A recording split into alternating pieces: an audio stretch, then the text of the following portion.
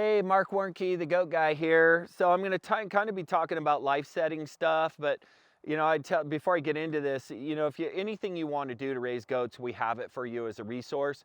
But we also, are helpful if you have a homestead. We call it a lifestead because we have it as an all including package, our personal growth, our mental growth, spiritual growth, how we go off grid, how we impact the planet and humanity and everything else. So we call it more of a living thing and being a lifestead. And so if you want to learn any more about that, just reach out to us. We have lots of information out there, and we do a live event this spring, and we'd love to have you where we have experts that come in and will help you to learn how to do your homestead most optimally. So I wanted to report to you kind of on how the Arctic blast handled how our wintertime strategies worked here on Ripple Ranch.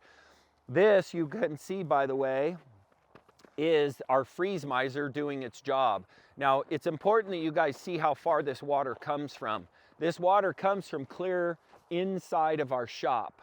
We have a frost free in the middle of our shop, and it comes all the way out here and then runs to our freeze miser, which then keeps this tank full. And right now we're sub freezing, so you can actually see that's the drip rate that the freeze miser pushes water out at to keep this unfrozen.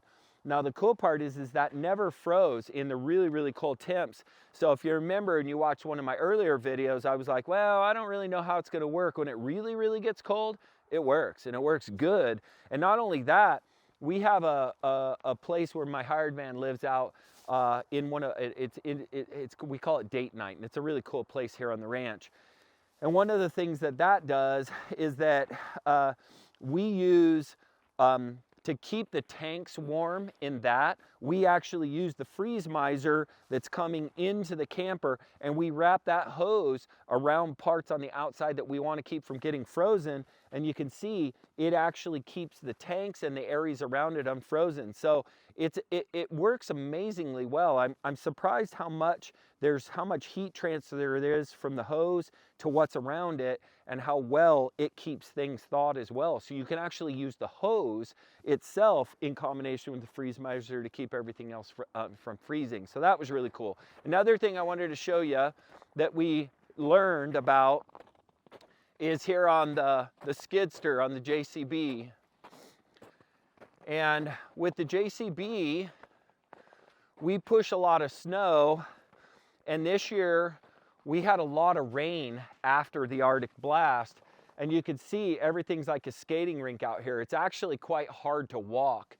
And in fact, if you'll see, my Dodge got a big giant dent in it because Kelson, my hired man, we were pulling sand and gravel in here to try to kind of gravel our roads, and that heavy load behind it when we turned off the highway literally just pushed the diesel into our fence, and now we got a little ding to fix, but it is what it is.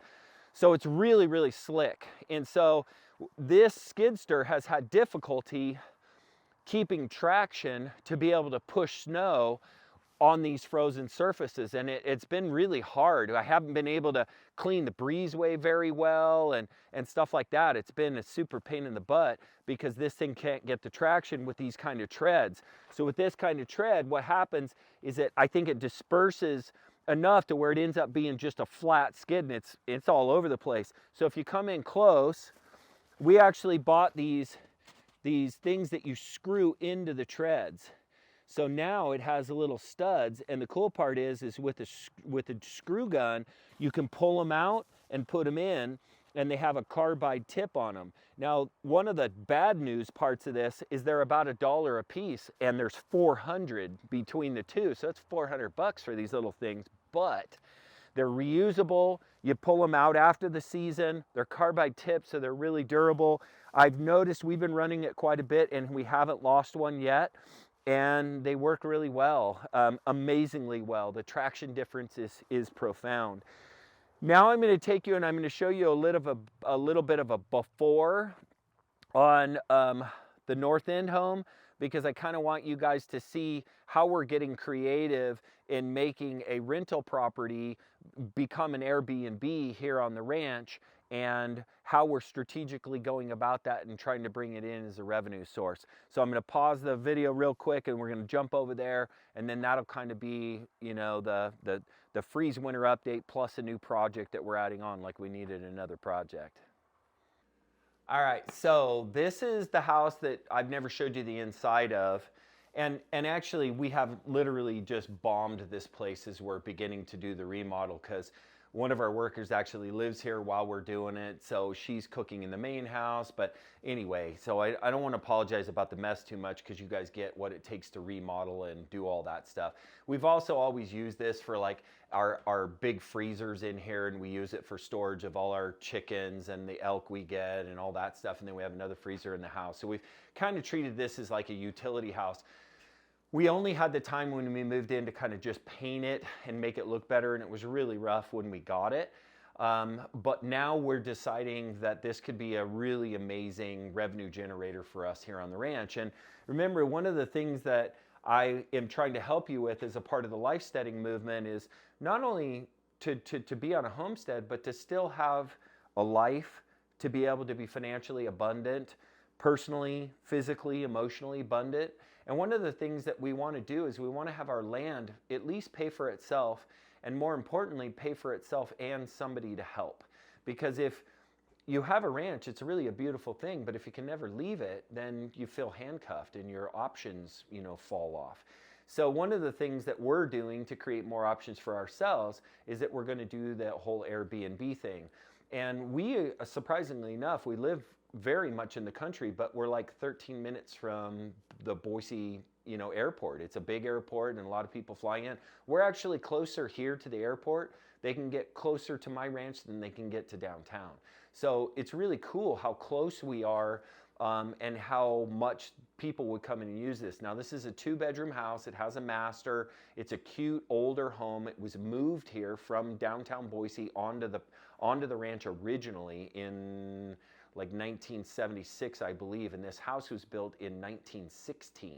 So it's really old, and it's got cool things like this. Now, I'm nostalgic. I really like old, cool things like this. So this sink, if you look at this sink, this is a legit old school porcelain sink. And the previous owners were trying to recondition it however they were doing, and they literally painted it. So now what we're doing is we're going to take the paint back off, and we're going to build this kitchen to be a really cool old school farm kitchen. And we even are buying a 1950 gas stove with the old, you know, pull out. We're making this kitchen fairly time period specific. So we're painting the cabinets. We're doing a old shaker style. We're really going to have a theme in the kitchen, and then the theme throughout the house is going to be kind of that Yellowstone or Pendleton feel, with a lot of those kind of colorations and log furniture and a ranchy feel. And so we're going to build this place and remodel this place, and we're doing this, by the way, for less than, I think we're going to end up about $6,000 or $7,000 with doing the work ourselves and buying the new, you know, appliances and doing all that different stuff and flooring and everything. I don't think we'll end up over 6, and we may even keep it less than 5. And I think it's really going to turn out beautiful. I wanted to show you the kitchen to show you kind of what it's not a turd, but it's not nice. And then I want to show you the after one of these days. And we anticipate that we're going to be able to ramp this up as Airbnb to get it clear up into like the $400, maybe even $500, and a minimum of $300 a night. And if we can keep that baby full for, you know, 20 days a month, you know, we're talking $6,000. Well, that's almost the mortgage on the ranch, or, you know, that's the chance to pay a hired man and to give them, you know, more money, and, you know, or whatever. That's real legitimate, serious money.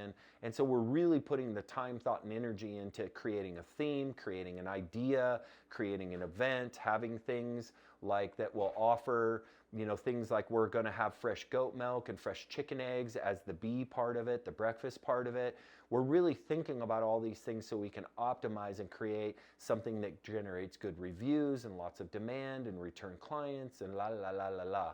The other thing is giving access to hot tub and sauna, and then be able to basically participate in the petting zoo and seeing ranch life. You got to remember how much of the country that travels a lot has never really seen a working farm or ranch. So offer them like tours for a certain amount of money, or going for horseback rides, and then you have the Airbnb experience, and it's now more of almost like a resort or a retreat. And you can get accentuated numbers and return on those things. So I'm going to be reporting to you on what we've done here, how we're doing it, and this is kind of one of the early introductions to it. And I wanted you to see it when it was in kind of its turd mode, and how much we're going to fix it up and really showcase it, and how we're going to run the photography, and hope you find that helpful. So Marc Warnke, the Goat Guy, that's the ranch update here on Ripple Ranch. And don't forget, if you like some of the things that we're doing, we have so much expertise in goats. That stuff's a no-brainer for us. But again, we're beginning to develop all the expertises in what I'm calling kind of the homesteading arts or lifesteading. And then we're wrapping all the general well-being stuff in there, as well as a holistic look at land. So I hope you find that helpful. Marc Warnke, the Goat Guy, signing out.